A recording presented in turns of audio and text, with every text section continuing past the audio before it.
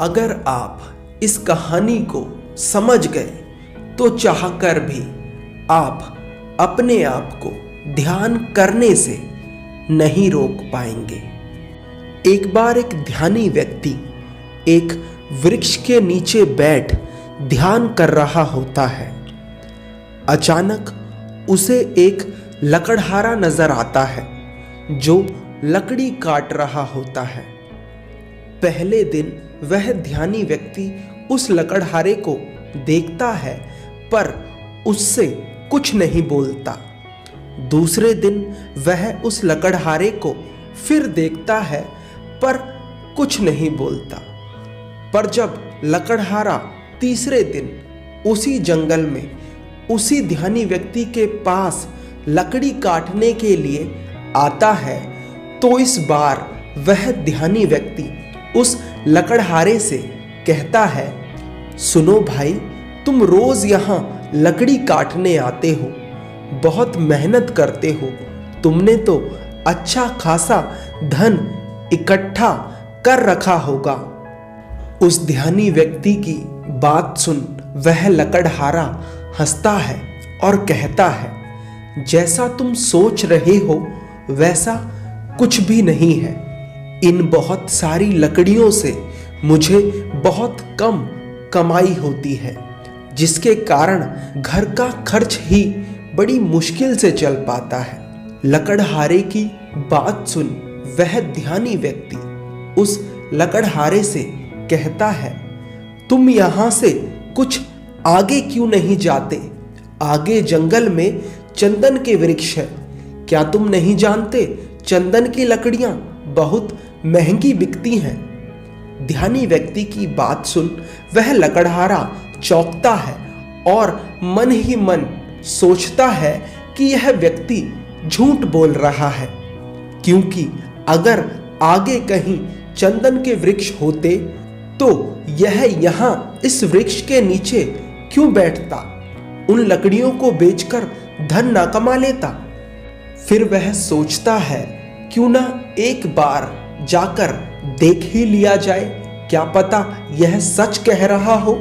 उस ध्यानी व्यक्ति की बात पर विश्वास कर वह जंगल में आगे जाता है और जो वह देखता है उसे देखने के बाद उसकी सारी समझ हिल जाती है।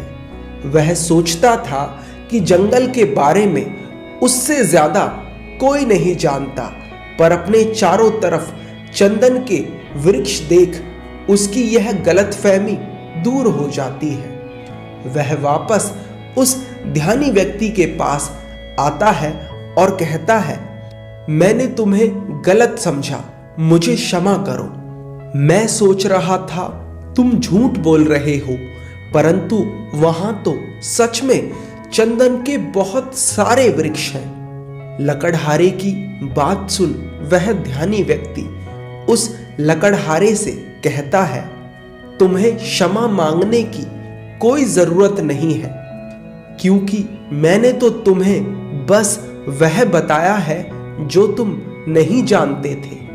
अब वह लकड़हारा जलाने वाली लकड़ी छोड़कर चंदन की लकड़ी काटकर बेचना शुरू कर देता है। वह एक बार लकड़ी काटकर ले जाता और बेच देता। उसके बाद वह 3-4 दिन आराम से बैठकर खाता।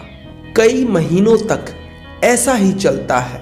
फिर एक दिन अचानक वह उस ध्यानी व्यक्ति को मिलता है। ध्यानी व्यक्ति उस लकड़हारे से कहता है, क्या तुम अभी तक चंदन की लकड़ियों को ही बेचकर धन कमा रहे हो? वह लकड़हारा कहता है, हाँ, मैं अभी तक चंदन की लकड़ियां ही बेच रहा हूं। वह ध्यानी व्यक्ति उस लकड़हारे से कहता है, अरे भाई, वहां से आगे बढ़ो, आगे चांदी की खदानें हैं। लकड़ियां वकड़ियां काटनी छोड़ो। अगर एक दिन चांदी ले जाओगे तो 2-3 महीने तक आराम से बैठकर खाओगे। वह लकड़हारा उस ध्यानी व्यक्ति की बात मान आगे जाता है और उसे सच में चांदी की खदान मिल जाती है। वह खूब सारी चांदी लेकर घर चला जाता है और 5-6 महीने तक जंगल की तरफ वापस नहीं जाता।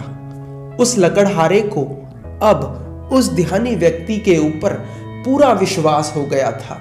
वह एक बार आता और चांदी भर कर ले जाता और कई महीनों तक आराम से बैठकर खाता।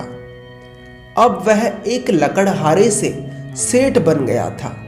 एक दिन वह लकड़हारा यानी सेठ जंगल में चांदी लेने जा रहा होता है तो रास्ते में उसे वह ध्यानी व्यक्ति मिलता है।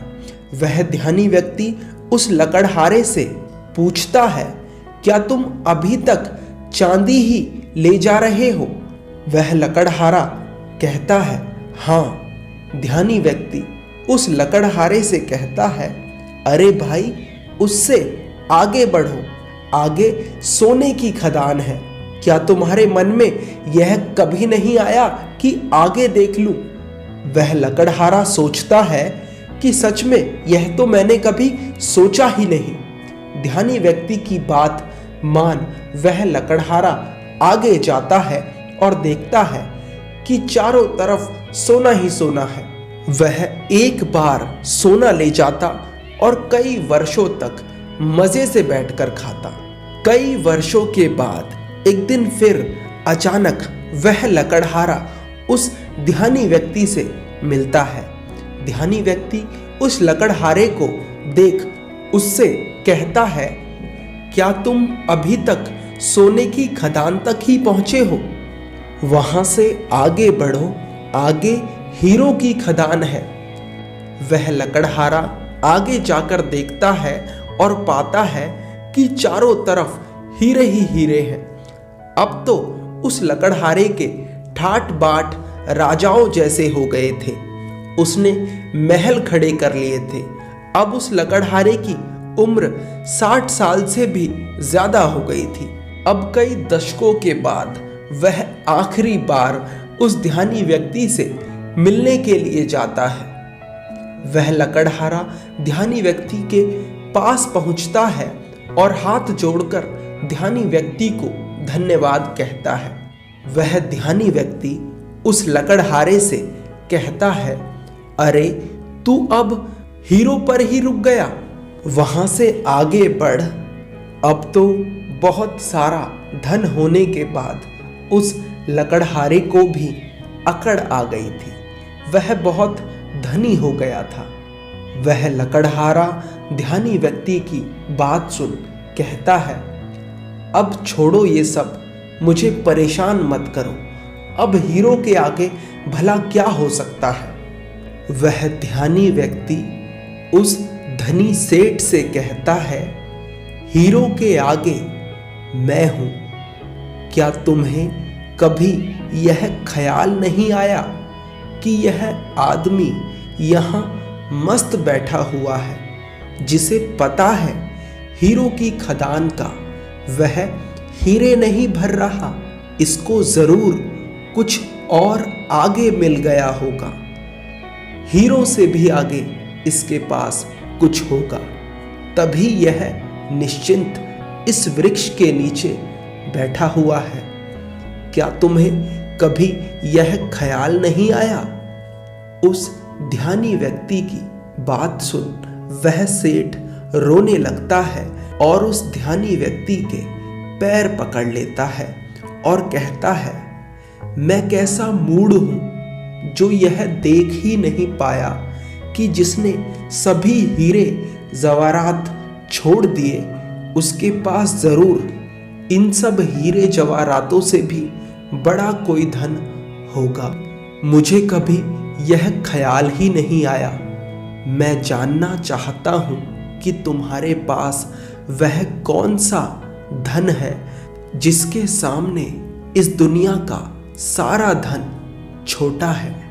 सेठ की बात सुन वह ध्यानी व्यक्ति उस सेठ से कहता है, वही मैं तुम्हें बताना चाहता हूं। वह धन है ध्यान। वह सेठ उस ध्यानी व्यक्ति से कहता है, पर मुझे तो ध्यान करना ही नहीं आता। वह ध्यानी व्यक्ति उस सेठ से कहता है, ध्यान करना बहुत सरल है। बाहर का धन तो बहुत इकट्ठा कर लिया, अब जरा भीतर की ओर मुड़ जाओ, आराम से बैठ जाओ और देखो तुम्हारे भीतर क्या चल रहा है। अगर कोई अनुभव हो तो उसे पकड़े मत रहो, बस देखो। हो सकता है तुम्हें परमात्मा मिले, पर तुम्हें उन्हें भी नहीं पकड़ना है। तब तक देखते रहो जब तक कि सभी अनुभव, सभी विचार शांत ना हो जाएं। पर ध्यान रहे, जबरदस्ती किसी भी विचार या अनुभव को खत्म करने का प्रयास कभी मत करना। जब कोई अनुभव ना रहेगा, कोई विचार ना रहेगा, तब तुम निर्विकल्प समाधि में होगे। तब ना तो दृश्य बचेगा और ना ही दृष्टा, केवल शून्य होगा और उस शून्य में ही जलता है बोध का दिया। ध्यान करने के लिए केवल एक बात सबसे जरूरी है और वो है धैर्य। आपके भीतर इतना धैर्य होना चाहिए कि घटना आज घटे या कई वर्षों बाद, आप ध्यान करने के लिए तैयार हैं। धन्यवाद।